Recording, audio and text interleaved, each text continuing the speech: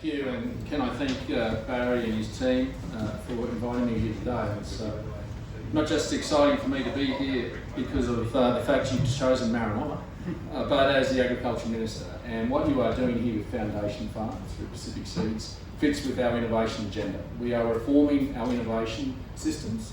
We are number 23 in the world, despite having the same number of researchers and scientists as the United States and Netherlands, who are 4 and 6 in the world. Between the Australian taxpayer, between levy payers and industry, there's over $1 billion that's put into research and development. And so to be that far down the table is not satisfactory. And we've challenged our research and development corporations to do better, to collaborate. And what this investment by Pacific Seeds fits within that solution. That's about the extension work, making sure that if we are to get to $100 billion by 2030, it's you, the growers that are going to do it, not government.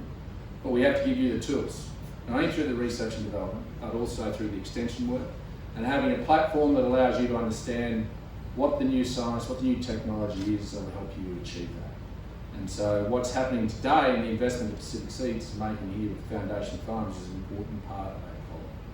So we intend to continue on that reform basis, and in fact, next week we'll be finalising our new 8 drought innovation hubs. And they're not just about drought research, they'll also be about collaboration with our RDCs and with commercial entities, because the Australian taxpayer doesn't have any more than the $350 million we put into our RDCs every year, but we believe that if we can partner and collaborate with commercial entities, with foreign states, to be able to come here and to invest in our research. The best and brightest in the world are here in Australia, but I have to give them the tools.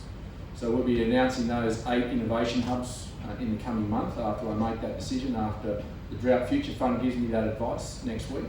And there, hopefully will be one in our part of the world where we'll be able to continue to collaborate and build on what we've got.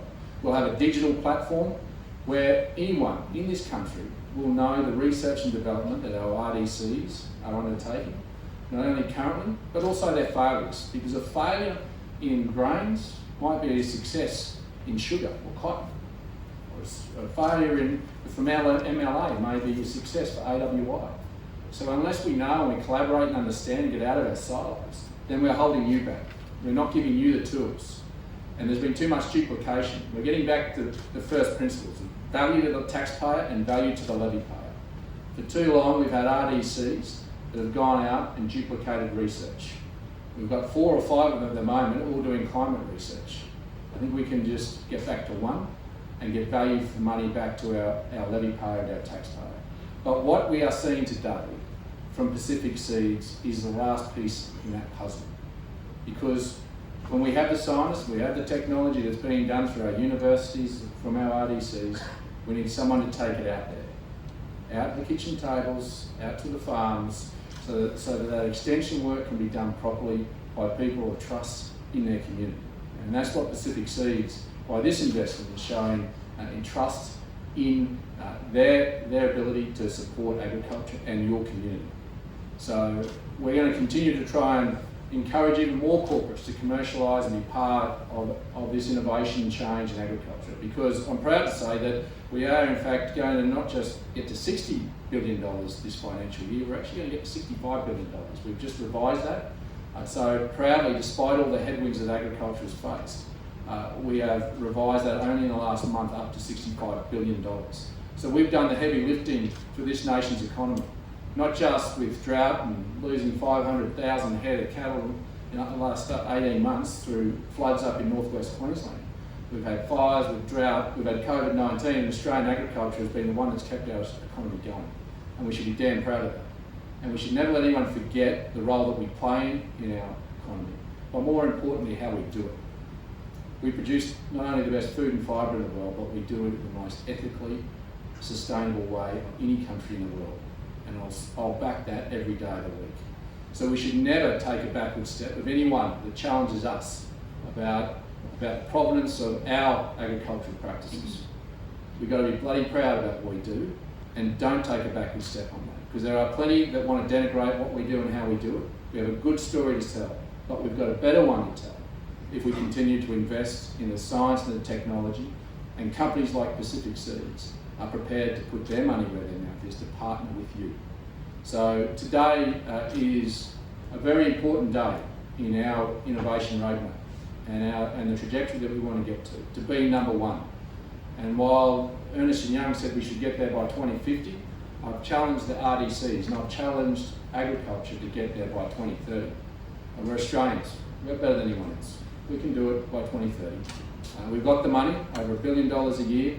If we partner and collaborate, we use the best and brightest in the world that are right here in Australia, not anywhere else, they're right here. And we use the smarts that we've got.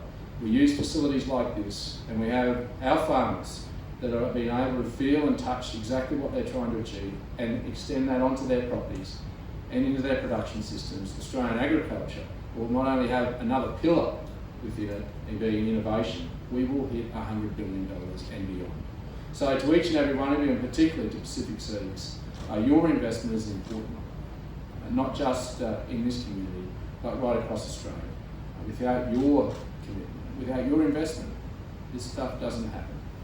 So can I say to each and every one of you, thank you for the support you provided, your company provides to Australian agriculture, but to the producers, can I say on behalf of the Australian people, thank you. Because if we didn't have you over the last 12 months, we were buggered.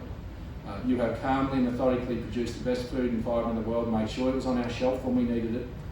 We didn't have, apart from a few people chasing a few extra rolls of toilet paper, any real problems in our supermarkets because you did your job. And what today is about is giving you the tools to continue to do that job. So on behalf of the Australian Government, can I say thank you to everybody for their contribution, but particularly to Pacific Seeds for this investment in agriculture and its future. Thanks for having me.